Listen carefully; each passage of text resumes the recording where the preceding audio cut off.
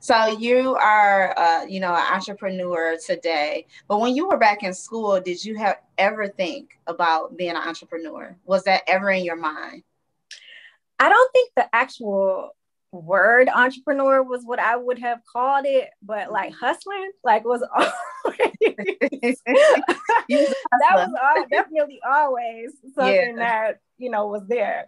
And so even like at TSU, I was involved in a lot of organizations, and whenever we needed to raise money, like I was always like on that committee, Yeah.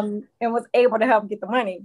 Okay. And so yeah, but again, like that thought of like again calling it that, being an entrepreneur was not something that was a part of my lingo at the time.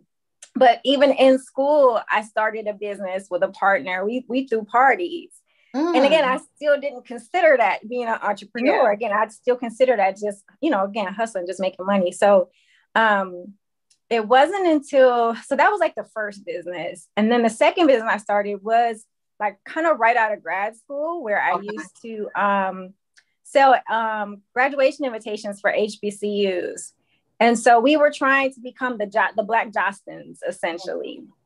And so that's when I really kind of started to know what that word meant more so. Yeah. And I got my MBA also. And so while I was in school, I was building that business. So it was like I was taking what I was learning in the classroom and applying it, more so over here in the company. So eventually, like I said, I did start to really understand what that word meant. And it was like, wow, I've been doing this a long time. I just didn't know. So did you get your MBA from Tennessee State? I did. Okay. I did. And we know that TSU has one of the best business programs. Like, yes, what do you think? They do. What do you think stands out with TSU's business program? I think the thing that stands out again, and now I have not gone to any others, MBA program. I did visit Emory's program, and the price point was just a little higher than I was able to afford. Yeah. But what we were told though in one of those orientations is honestly, and I believe this about any type of school or anywhere you go, it doesn't really matter where you go. It matters who you are and what you put into it. So I figured, okay, let me go back to, and try TSU, where I knew I would be supported again by the teachers and the community that were there, to really try to push me to be the best that I could be. And I think that pouring into you at any level is so important when you're trying to, again, grow and learn, new skill sets. And so, yeah, again, I think it was the atmosphere, the community atmosphere, the love that was poured into us. Like they really cared. Like, I don't know if you were ever told, like when you go to college, nobody cares if you wake up at 8:00 or not. Like it's on right. you. You hear that speech. Like nobody cares. Right. Nobody cares that you're gonna have to do it on your own. That's right. Yeah. They did care. Like if I didn't show up, oh well, where were you on Tuesday? Or you know what I'm saying? Like they really made an effort, in my opinion, based on my experience, to care about my education. So yeah, I think that's the benefit of, attending a HBCU, the accountability, and it really feels like that family community. Right. I know it was like that for me as well. Yeah, was it? Okay. Yeah. So, we both attended the best HBCU, and they produce the best, and you are one of the best, and your company is the first Black, bakery that is vegan, cruelty free. So sure. Well, yeah, you got a lot of that.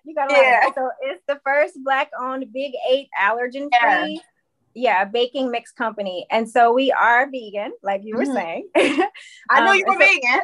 Yeah. And definitely cruelty free because we don't use any animal products, but we are free of the Big 8 foods. And so I'll tell you what those are. So it's eggs, fin fish, milk, peanuts, shellfish, soy, tree nuts, and wheat. Again, we only use all organic, non-GMO, gluten-free, fair trade ingredients, and everything is naturally vegan. And it's made in a state-inspected dedicated kitchen or dedicated facility. So it's pretty dope. Not only do you run a food company, but you're also passionate about education as well. Yeah. So we grew up on the east side of Milwaukee. And there weren't a lot of people that looked like us that went to college. My first exposure to even thinking about college was a different world, right? And that was huge because even like the Cosby Show was huge for us because we didn't see that. There weren't doctors and lawyers in our neighborhood. Like we had graffiti artists, in our neighborhood that put up some really nice gang signs, right? Like we saw that type of stuff. And, so the things we were exposed to, again, didn't look anything like what I saw on TV. And so I was the kid that would check out a lot. Like I would go read all the time because I didn't want to be around some of the things we were seeing in our neighborhood, right?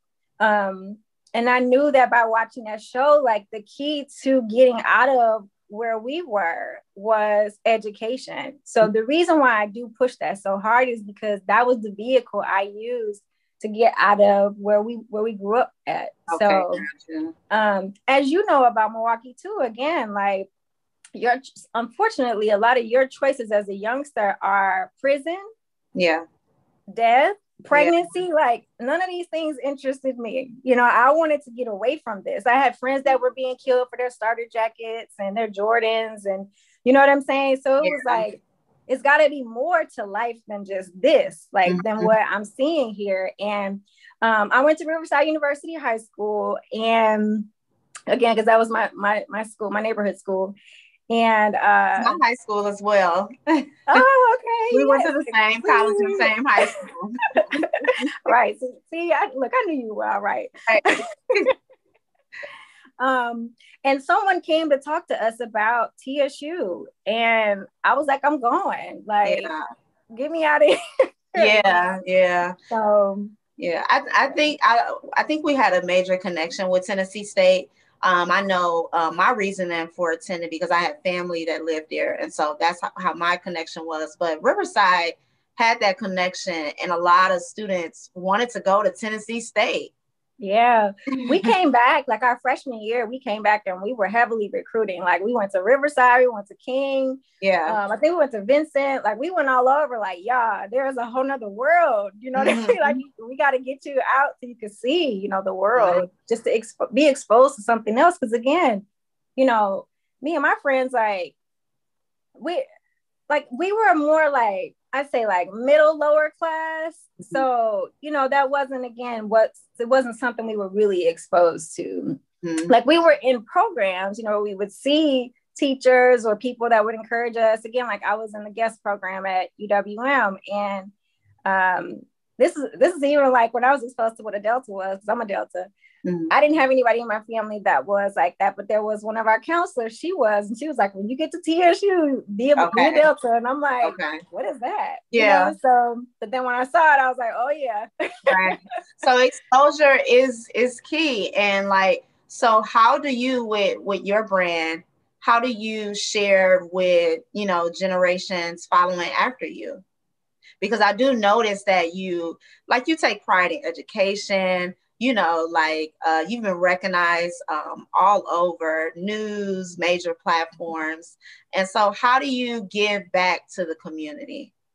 Yeah, so I think one thing about me that I really appreciate, like I'd be like, thanks God, is and a lot of people may not know this, but I'm very approachable, right? Like if someone asks me a question, like I try to go out of my way to answer that question, or if I don't know the answer, find the answer for them, right? Like to help. And so there have been a lot of parents whose children have had an interest in baking. Really? And and so they'll ask questions, and it's like, well, of course I'll give you an answer. Like I've never been that type to like hoard information, and to keep it from people.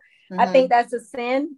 If you don't know, you don't know. You know what I mean? But if you do and you can help somebody, like, just go ahead and help them, because there's more than enough out here for everybody. And what's for you is for you. So it doesn't matter, if you see someone who's doing something similar than you, like they won't do it the way that you do it. So, when you have your lane and you have built your brand, people identify you for doing that, like you'll be fine. So again, so I have spoken with, like even like a couple weeks ago, spoken with a small food business class in Memphis, you know, just helping them like with their concepts and asking, you know, again, answering any questions that they might have about pricing and their margins and, you know, how to do all that stuff. Because again, that stuff's not really taught to us, you know, like, well, I'll say for me, I can't speak for anybody else. That wasn't taught to me. I had to dig and dig and dig and dig and dig just to find that type of information. So, again, I think, you know, seeing someone that looks like you in that space, again, being that first, right, is difficult because again, you're looking for people that look like you that can help you. And, you know, it's not there. So it's like, okay, this is just going to be the path that I embark on, you know, like, help who you can. So yeah, I mean, and you make bakery look fun and cute and you know, stylish and you know all of that. Even from the names, no brownie frowny. No brownie. Yes, no brownie. Yeah, I mean, it looks cool to bake. You know, when you think about baking, you think about, you know, back in the day, kind of you baking maybe with grandma or mom or whoever in the kitchen, but I believe that you're bringing a whole new, you know, type of wave and type of experience to baking that, especially the newer generations can like take hold to, you know, and stay away from, you know, some of the junk food that's out there. That's messing them up. Right. So like and I don't know if you got this when you were at Riverside, but we, and at Sarah Scott, I went to Sarah Scott too. We were exposed to home ec. Right. Yeah, you know, they I'm sorry, I didn't mean to cut you off, but they took that out of the schools. And that is so unfortunate because baking and cooking is a survival skill. Like these are things that you need to survive. Like I have met some young people who do not know how to cook, and I'm like, girl, like, what do you eat? You know, I remember making French toast and home ec. Yes, exactly. Yes. Right, all kind of things. So my thing is, you know, I'm trying to help people not be afraid of the kitchen anymore because a lot of people, again, don't go in there. They're afraid of it. They have told me, I'm scared to bake this. I'm like, just add the water and the oil. I promise. Like, it's going to work. You know, I've made it so easy for you so that it does take away, again, some of that fear when you get into the kitchen. So, but yeah, it's, I had those memories when we used to bake like that with my grandparents and with my mom, and those are necessary memories. And so I am trying to help bring that stuff back if it's lost, you know, if those opportunities were lost. But for, again, these generations who are not getting home ec in school, these are life skills that you need to, you know, to function in life. So you got to eat. So who helped with your life skills? Like, who are some of the women in your life in the past and even today who's helped you with some of your life skills? I'd have to say, really, honestly, every woman I've encountered. Because if it hadn't have been for each one of those experiences in life, right, I would not be here today as this person. I'd still be here, but I'd be someone else. But again, you know, like you look to your mom because she's your first role model, you know, the first one you see, and your grandparents, you know, again, the ones that instill those things in you that at the time you may have been frustrated that you had to learn it, you know, but now, you know, you come out into the world, even like learning how to do laundry and how to fold. Again, when I got to TSU, some people didn't know how to do laundry, and it was like, what, like, people had done so many things for their children and it actually spoiled them. And again, these are life skills that you need to acquire to function in society. So anyway, mother, strong influence, right? Grandmothers on both sides, aunts on both sides, people in the neighborhood that looked out for us, you know, just trying to keep us on the right path, teachers, you know. And you're talking about some of the things we're missing. That's kind of another thing that has to be, you know, like rebirth, the neighborhood piece. The neighborhood. Yes. We still got hoods, but the neighborhood was what was missing. We grew up in a neighborhood. They would, our neighbors would tell on us, you know, if we did something. And again, you know, you at that time in your young mind, you're frustrated with that person. But as you get older, you're so thankful that they cared enough about you to try to keep you again on the right path.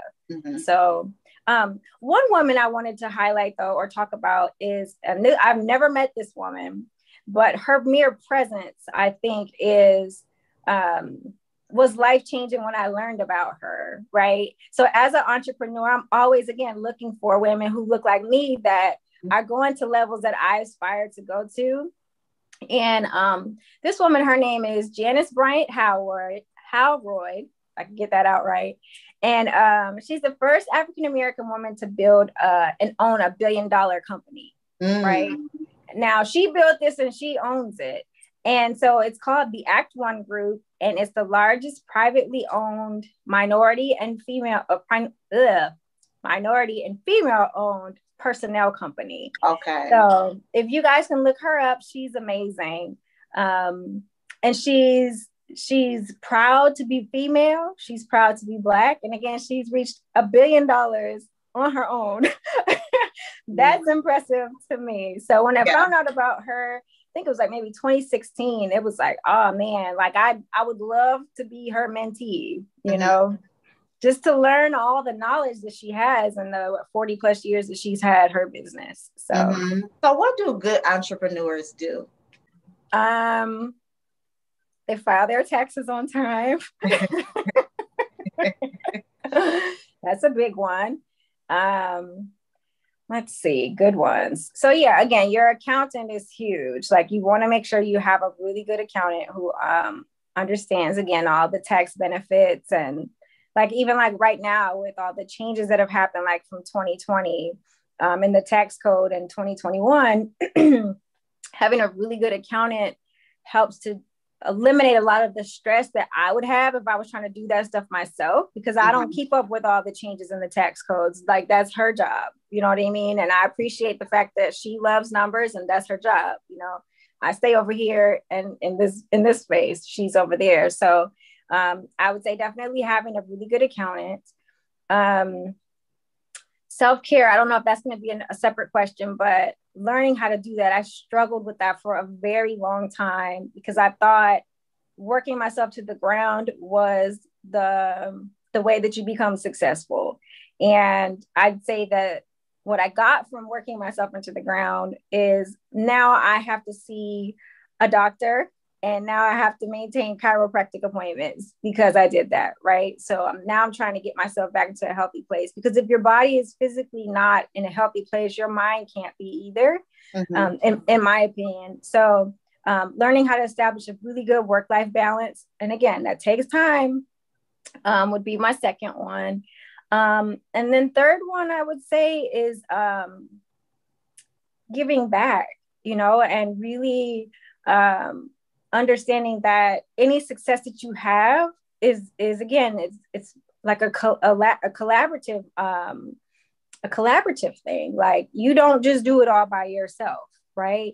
And so realizing and understanding the importance of other people and how they're pouring into you, into your dream, or whatever it is that you're working on, and staying humble in that space, right? I think is huge, because I think a lot of people, they start a business and it's like this ego thing, right? Like I've seen it. It's like, oh, okay, this is about to humble you. You know what I mean? Like, so those would be my three things. So having a good accountant, learning how to manage self-care, and staying humble. Again, like when I started, it wasn't like, oh, I'm going to set out to be an entrepreneur. Like I told you, like that wasn't even really a word I really had in my vocabulary, right? But nowadays, it seems like becoming an entrepreneur is so glamorized, right? And from the way that it's presented, I could see why, because it's, oh, financial freedom. Oh, you're your own boss. You know, oh, you get all this money and you get these cars and, you know, this lifestyle.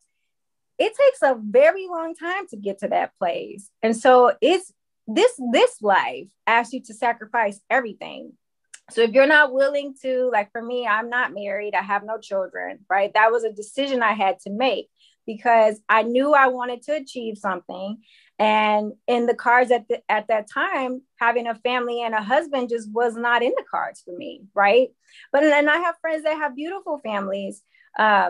and because they decided to go that way. And as women, I think it's unfair that we do have to make that choice. You know, it's, you can either have your career and, you know, your job, your family, or you come over here and you try to build, again, this life, this entrepreneurship life, is going to take everything from you. It's going to have you to sacrifice everything. And not everybody is built for that. And it's not a knock at anybody to say that you're not built for that, because some people are really built to be parents, right? Like, I don't know if I would be a good parent, you know, but again, that wasn't what was presented to me. I got this life. So, but again, I like you're honoring yourself and you're saying that this is what I chose to do. Because we can all, you know, by a certain age, you can say, okay, you got to be married by this age. You got to be this, you got to be, that's what culture says. But you made the decision to say, this is the route I'm going to choose. And this is what fulfills me. It does. When I say, when people are like, you don't have any kids? Oh, yes, I do. I have 5 kids. It's the No Frowny Brownie, the, you know, all my mixed names. Like, I go into, you know, all that. I don't have any children, again, like I said, but yeah, so it can affect your health. It can affect your mental health. It can affect your finances. You are going to be broke. Like, you are going to be broke unless you come from a family where someone is going to just invest all this money into you. Like, it just is what it is. And I think, again, people leave their jobs because they think it's going to be this, oh, I can work whenever I want to work. If you don't do the work, no one's going to do it for you. Like, talk about doing the work. Yeah. Yes, you have to do all that work, you know? Yeah, it is, I think, a shock to a lot of people when they see how difficult it is. And, you know, it takes a lot of mental determination. Like, you really, like, I talk to myself a lot, you know, because it's like, you're okay. Like, you can do this. You know what I mean? If you can overcome the mental barriers that are there, you will be fine. Yeah. But they are there. All the doubt, all the fear, all of that stuff creeps in. So you really have to be careful of what you allow into the mental space and what you allow to blossom in that garden of your mind. You have to keep very positive thoughts in that space, because you can easily, you know, creep the other way. And again, if you lose in your mind, you lose. Say that again. If you lose in your mind, you lose. Like, you've already lost. You know what I mean? So it's a mental game. And again, that's not something that is talked about. People tell you, okay, you got to build your foundation. You know, you got to get your LLC or your S Corp. You know, you got to get your lawyer. You got to, you know, formulate all these documents, you know, get all this stuff together. That's true. But there's a level before that. And again, that is the mental foundation. The mind, yeah. And I definitely agree. The mind, you have to be very, very, like, intentional. And you have to, sometimes you do talk to yourself. You have to, because it's more than just sometimes, but you have to. And so I'm glad that you brought that up, because I think that people need to hear that, and not, you know, more so we see the glamour, we see the glitz and the glamour, but talking about the other part, like really talking about it, you know, really talking about it from your own personal experience, and say, hey, like, yesterday I had to tell myself this. But then on the flip side, you know, even with yourself, you have been afforded amazing opportunities and you have these awards.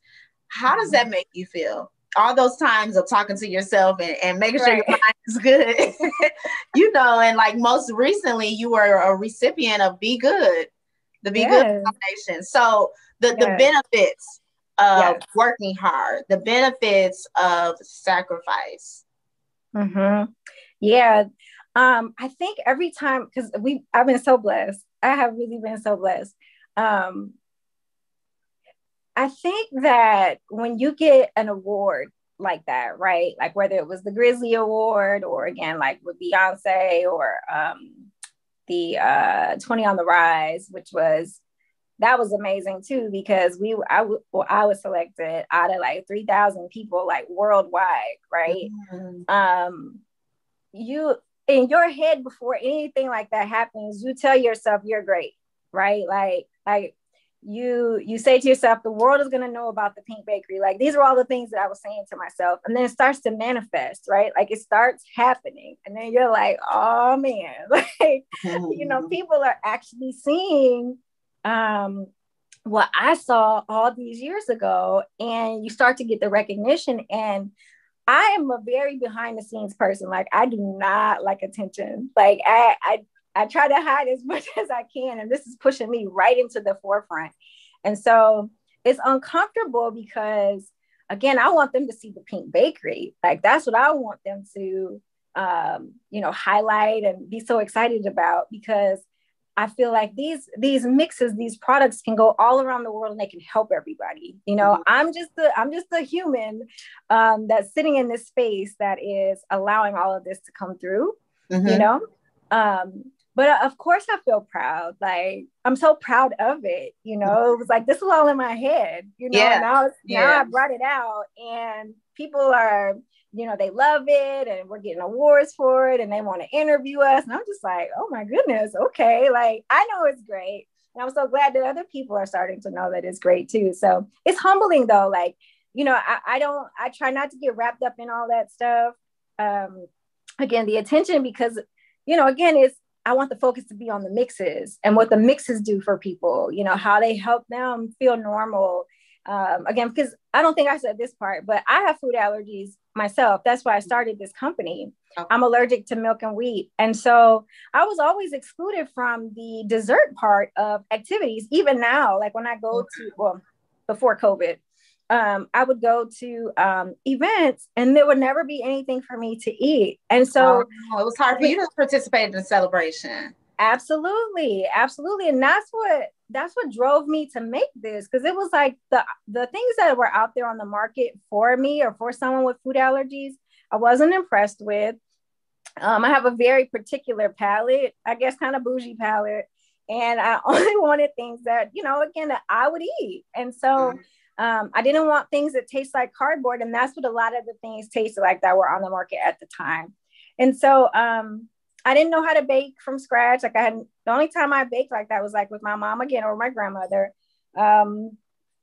grandmothers. And so it took me 5 years to learn how to bake without eggs, without wheat, without milk, you know, all that kind of stuff. But I was excluded all the time. And so that really drove me. Yeah, listen. Talk, you know what I'm saying? Like, you know, like how you said, it took me 5 years, it took me this to do that, but you were persistent and you did that.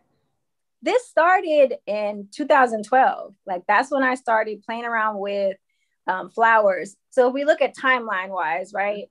2012 started playing around with flowers. 2014 is when I incorporated.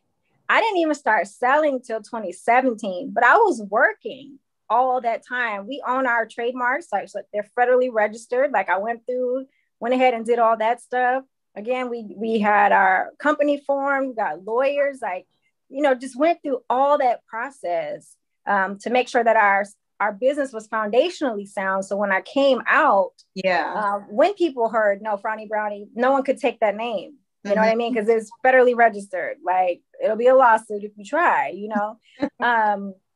And so again, just play with so much to learn. Huh? I'm like, don't play with you with that. don't play with these names. And so and then start selling. And so, you know, like I said, 2017. So now 2021, you know, we are being recognized. You know, we're like really starting to get some more traction. Yeah. And but it takes a long time. So again, from 2012. Yeah. You know, to 2021. But you know the journey is always beautiful, right? It's hard, but it's you know, it's always a beautiful journey. Yeah, look, it's a journey for sure. Right. There are some very beautiful moments. Yes, very beautiful moments. But yes, overall, it has been such a great experience because I've been able to grow so much as a person and be able to help so many other people. Like, I remember I asked God for a certain amount of money that I wanted to achieve a certain amount of money. And he's growing me into the person that can receive that, because who I was when I asked for it, I couldn't receive it, you know? Yeah. So I'm thankful for the growth. And I know each time that, you know, I hit a hiccup or something's really hard. And again, we go back to the mind there. I am an awesome problem solver now. Like, could solve like any type of complex problem. If you give it to me, like I can solve that. But it's because of the process. So I'm thankful for the process. 100%. Well, thank you for coming on Linking All Women.